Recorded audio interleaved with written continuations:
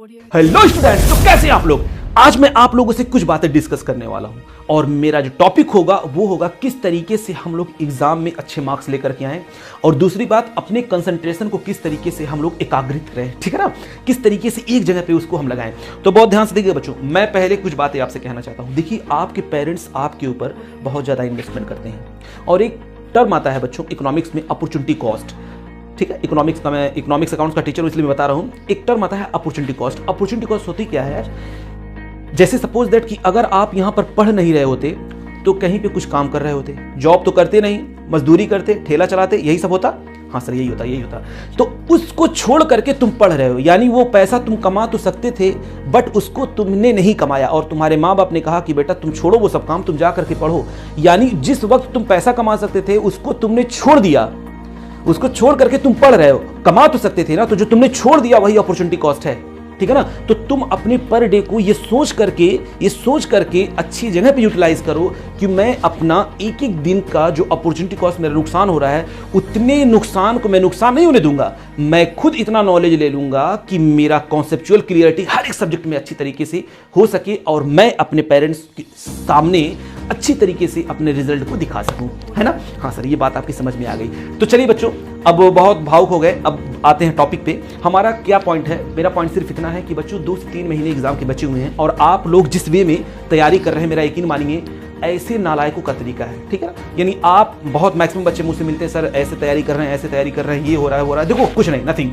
मैं जिस तरीके से बता रहा हूं आप कोशिश करिए उस तरीके से करने की। और ऐसा नहीं है कि अपना प्लानिंग होता है, लेकिन मैं बहुत रिसर्च करने के बाद ये प्लानिंग आपको बता रहा हूं बच्चों। बहुत अच्छा इसका आपको मिलने वाला है। तो चलिए मैं बताता हूं आपको कुछ बातें। देखिए, सबसे पहले आपको इतना पता है कि हम 5 सब्जेक्ट लेकर के चल रहे हैं, यानी क्लास 12 में है तो 5 और क्लास 10 में हैं तो कितना, क्लास 10 में हमको 6 सब्जेक्ट हमारे पास है। तो मैं एक सब्जेक्ट लेकर के चल रहा हूं, मैं एक सब्जेक्ट उठाता हूं। सर मैथ लीजिए, चलो मैं मैथ लेता हूं। तो मैथ तुमने उठाया, मैथ के कितने कॉन्सेप्ट हैं याद रखिएगा, चैप्टर की बात नहीं है, मैं क्या बोल रहा हूं, मैथ के कितने कॉन्सेप्ट हैं पहले आप इसको ध्यान में रखिए। फिर मैथ के कितने क्वेश्चन हैं सब लिखते जाइए, कितने कॉन्सेप्ट हैं, कितने क्वेश्चन हैं, सब आप जो है एक जगह पे नोट करिए।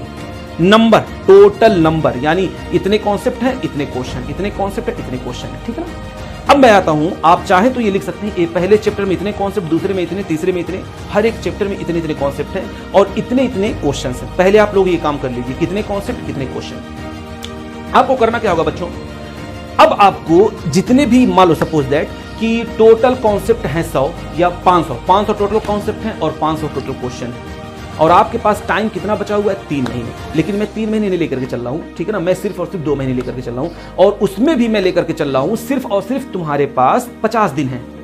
कितना, 50 डेज तुम्हारे पास बचे हुए हैं। तो सपोज दैट टोटल मैथ की मैं बात बता रहा हूं, टोटल अगर हम देखें तो मान लीजिए कॉन्सेप्ट 500 और 500 क्वेश्चन, और क्वेश्चन छोटे वाले सब होते हैं तो दोनों कितने हो गए, 1000। जबकि इतना होगा नहीं, ठीक है ना, मैं तुम लोग साइड लेकर के बात बोल रहा हूं। हाँ सर ठीक है।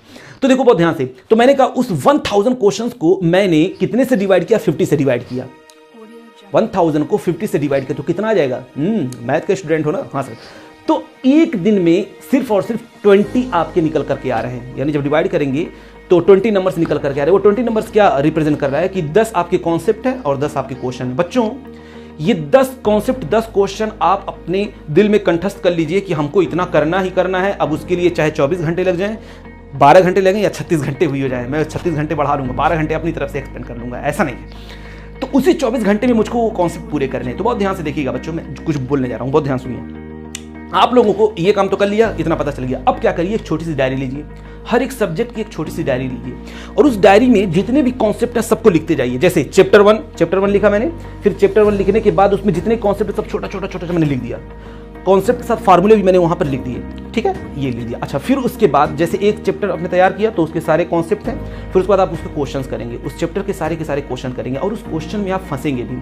तो जिस क्वेश्चन में आप फंस रहे हैं ना, उस क्वेश्चन का जो आपका कॉन्सेप्ट नहीं समझ में आ रहा है वहां पर क्वेश्चन नंबर लिखिए और यहां पर मैं फंस रहा था वो लिखिए, ठीक है, यहां पर मैं फंस रहा था, यहां पर फंस रहा था। और आपको कुछ नहीं करना है बच्चों, आप एक बार ये काम कर लीजिए। फिर उसके बाद जब अगला दिन आए तो अगले दिन वही 20 नंबर ऑफ क्वेश्चन कितने थे, 20 थे। अब 20 में 10 क्या है, कॉन्सेप्ट है और 10 क्या है, प्रैक्टिकल क्वेश्चन है, ठीक है ना। उस 20 नंबर की